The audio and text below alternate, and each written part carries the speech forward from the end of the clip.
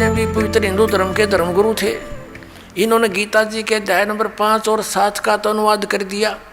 अनुवाद मैंने अपने प्रवचनों में इसका तो वर्णन करते रहे कि भगवान कहता मेरी शरण में आ जा, तो युद्ध भी कर मेरी शरण में आ जा। लेकिन 8वें अध्याय के 8, 9, 10 भी गीता जी में लिखे हुए, उनके विषय में टिप्पणी क्यों नहीं की इन्होंने आज तक?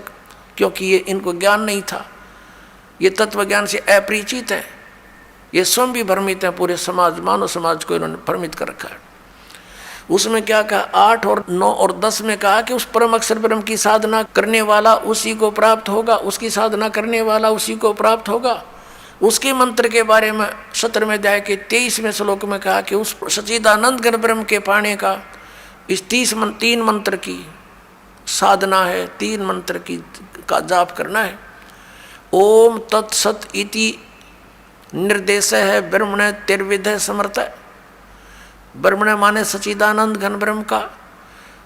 इस ओम तत्सत ये 3 मंत्र का जाप 3 विधि से करने, स्मरण करने का है। 3 विधि है इसके स्मरण करने की। और ओम तो ये सरपुरुष का, सरब्रह्म का, ब्रह्म का कहो, ये तो सार्वजनिक रखा है। और तत् और सत ये सांकेतिक है, ये दास बताएगा इस पृथ्वी पर। इस दास के अतिरिक्त किसी के पास ये यथार्थ मंत्र नहीं है, और ना यथार्थ ज्ञान है आज तक किसी के पास नहीं था। या तो भगवान के पास था, भगवान ने जब स्वयं आकर बोला था, या उन महापुरुषों के पास था जो उनसे परिचित हुए थे, उसके पश्चात ये बिल्कुल लुप्त प्राय हो गया था। उसको पुनः जागृत करने के लिए इस दास की सेवा दी परमेश्वर ने। इस दास को भेजा है आप पुण्यात्माओं के तक इस सत संदेश को पहुंचाने के लिए।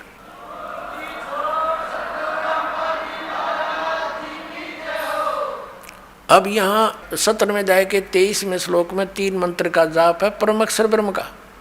तो 8वें अध्याय के 8, 9, 10 श्लोक में कहा है कि उस तत्वदर्शी संत से वो कोड वर्डों में लिखे हुए यथार्थ मंत्र प्राप्त करके जो उस परमेश्वर परम देव पुरुष की यानी परमेश्वर की साधना करता है, परम अक्षर ब्रह्म की, तो अंत समय में भक्ति के बल से उस मंत्रों के जाप की साधना की शक्ति से उसको प्राप्त हो जाता है।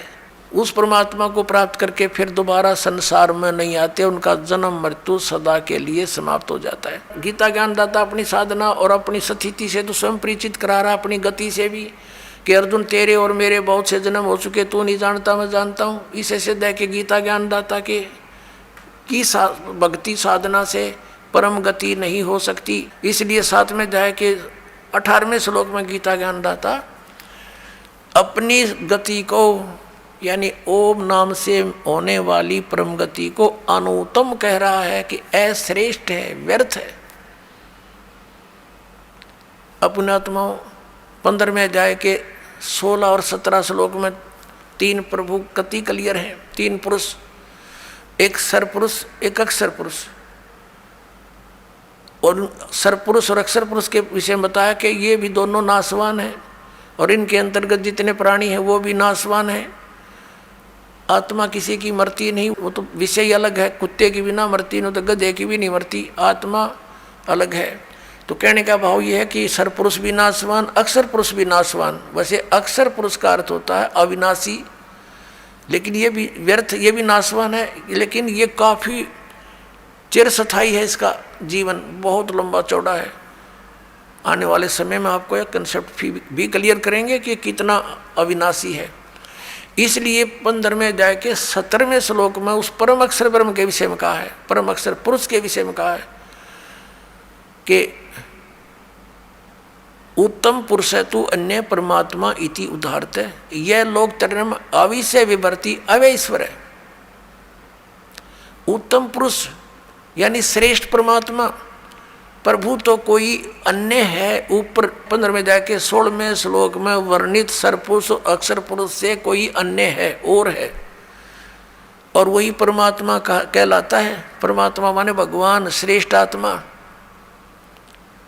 अपने आत्मा जहाँ हम रह रहे हैं यहाँ ये परमात्मा के लक्षण है। किसी की टांग टूट गई, किसी का कैंसर हो रही है, किसी का बेटा मर गया, किसी की बेटी मर गई, किसी का पूरा परिवार नाश हो गया एक्सीडेंट या किसी अन्य कारण से, तो क्या ये परमात्मा का स्थान है?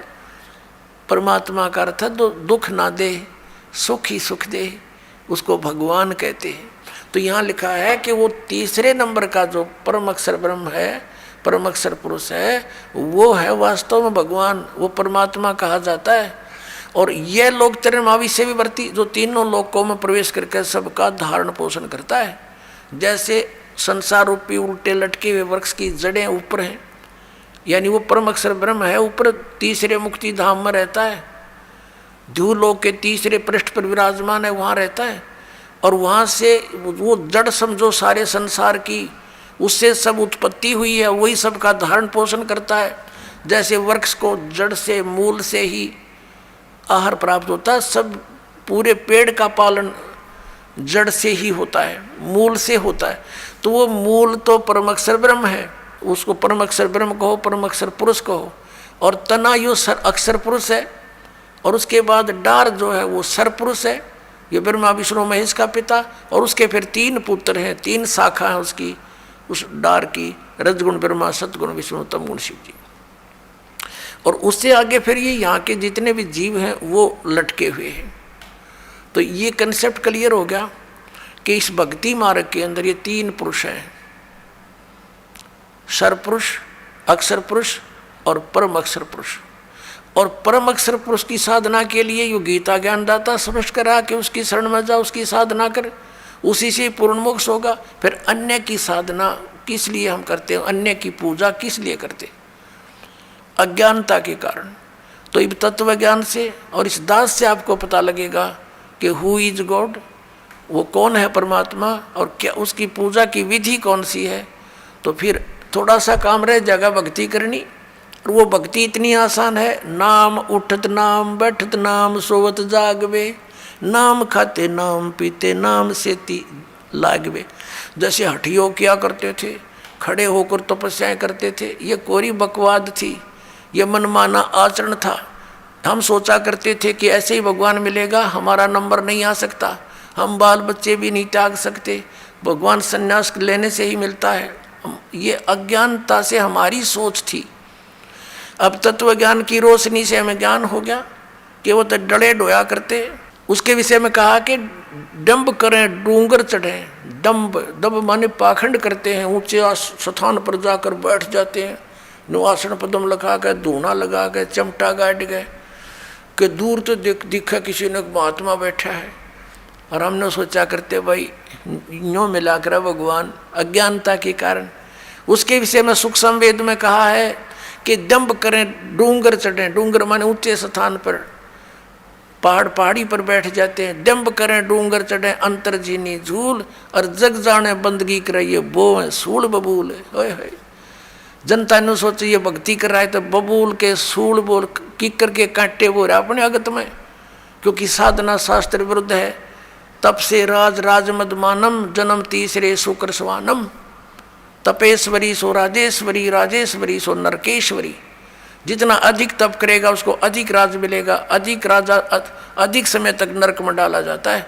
क्योंकि तप से राजमद मानम, इतना अभिमान हो जाता है राजा में, आगा पीछा कुछ नहीं देखता, ना जाने कैसी सजाएं दे डालता है, ना जाने कितने जीवों को मरवा डालता है अपने राज को सुरक्षित करने के लिए। फिर उस बच्चों को सारे भोगने पड़ते हैं। तो परमात्मा कहते हैं जग जाने बंदगी करें, ये वो है सूल बबूल। तो अपने आत्माओं, आपका सौभाग्य, आपको सत्संग सुनने को और तत्व ज्ञान सुनने को मिला। बोलो सतगुरुदेव।